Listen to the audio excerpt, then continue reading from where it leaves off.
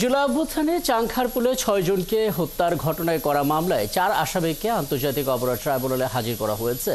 যাদের হাজির করা হয়েছে তারা হচ্ছেন শাহবাগ থানার বরখাস্ত হওয়া পরিদর্শক আরশাদ, কনস্টেবল সুজন, নাসির এবং এজাজ। গত ২৫ মে এই মামলায় ডিএমপির সাবেক কমিশনার হাবিবুর রহমান সহ ৮ পুলিশ সদস্যদের বিরুদ্ধে প্রসিকিউশন ট্রাইব্যুনালে আনুষ্ঠানিক অভিযোগ দায়ের করে, আর ট্রাইব্যুনাল তা আমলে নেয়। এছাড়াও আদালত অবমাননা অভিযোগে স্বৈরাচার শেখ হাসিনাকে আজ ট্রাইব্যুনালে হাজির হতে বলা হয়েছে। একই অভিযোগে গাইবান্ধার গোবিন্দগঞ্জে শাকিল আকন্দ বুলবুল নামের এক ব্যক্তিকেও ট্রাইব্যুনালে হাজির হতে বলা হয়েছে। একই সঙ্গে আজ ট্রাইব্যুনালে অভিযোগ জানানোর কথা রয়েছে বিএনপি স্থায়ী কমিটির সদস্য সালাউদ্দিন আহমেদের।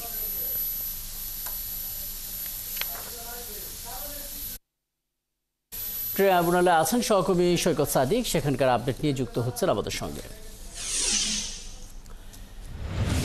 সৈকত, চাংখারপুল হত্যা মামলার শুনানি কখন একটু জানাবেন, এবং একই সঙ্গে শেখ হাসিনার হাজির সহ ট্রাইব্যুনালে সালাউদ্দিন আহমেদের অভিযোগের একটা সম্ভাবনা ছিল অভিযোগ দায়ের করার, তিনি আসবেন কিনা, কোনো সুনির্দিষ্ট তথ্য আছে কিনা?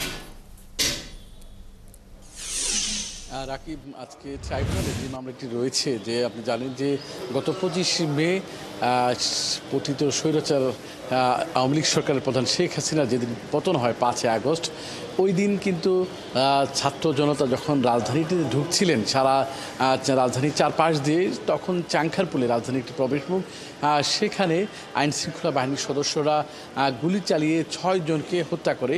সেই ঘটনায় দায়ের করা মামলায় কিন্তু ৮ পুলিশ সদস্যের বিরুদ্ধে যে মামলাটি দায়ের হয়েছিল এবং সেটার আনুষ্ঠানিক অভিযোগ গত ২৫ মে দেওয়া হয়েছিল, এবং সেই মামলায় ৪ জন আসামি আটক রয়েছেন এবং সাবেক ডিএমপি কমিশনার হাবিবুর রহমান সহ বাকি ৪ আসামি পলাতক রয়েছেন। সেই মামলায় আজকে ৪ আসামিকে হাজির করা হয়েছে, এবং যেহেতু বাকি ৪ আসামি পলাতক রয়েছে, তাদের এই মামলার যেহেতু অভিযোগ আমলেও নিয়েছে ট্রাইব্যুনাল, এখন বাকি যে ৪ আসামি তাদেরকে হাজির হওয়ার জন্য হয়তো আজকে শুনানিতে ট্রাইব্যুনালের পক্ষ থেকে একটি সার্কুলার জারি হতে পারে, পত্রিকা বিজ্ঞাপন হতে পারে, এরকম একটা আমরা সংবাদ পেয়েছি। হয়তো সেটা শুনানির পরেই বলা যাবে। আর শুনানি হয়তো 11:30 পৌনে 12টার দিকে আজকে ট্রাইব্যুনালে শুরু হবে। বিচারপতি গোলাম মুর্তজা মজুমদার নেতৃত্বাধীন ৩ সদস্যের ট্রাইব্যুনাল একে।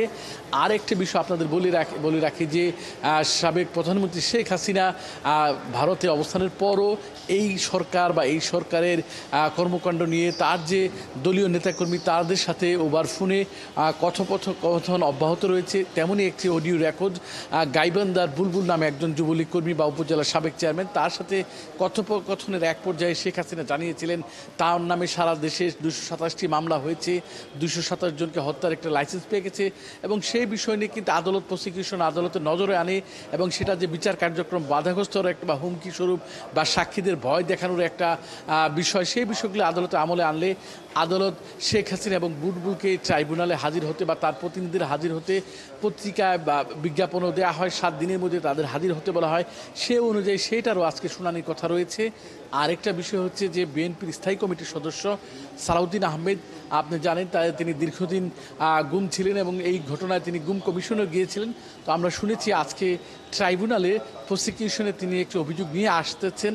হয়তো যদিও বেলা 11:15 বাজে তার সময় ছিল, এখন পর্যন্ত তিনি আসেননি, হয়তো কিছুক্ষণের মধ্যে আসবে, হয়তো তিনি পথে আছেন, এবং তিনি আসার পরে ট্রাইব্যুনালের চিফ প্রসিকিউটর বরাবর এই অভিযোগটা দেওয়ার কথা রয়েছে। তো সেই সংবাদ আমরা পরবর্তী সংবাদে জানিয়ে দিতে পারবো, যেহেতু তিনি এখন পর্যন্ত আসেননি। রাকিব, এখন পর্যন্ত ট্রাইব্যুনালের এই হচ্ছে আমার কাছে সর্বশেষ খবর, এবং পরবর্তী সংবাদে আমরা ট্রাইব্যুনালের পরবর্তী শুনানি অনেকগুলো তথ্য জেনে নিলাম আপনার কাছ থেকে। নিশ্চয়ই পরবর্তীতে আরও কথা হবে আপনার সঙ্গে। সৈকত সাদিক আমাদের সঙ্গে ট্রাইব্যুনাল থেকে যুক্ত হয়েছিলেন।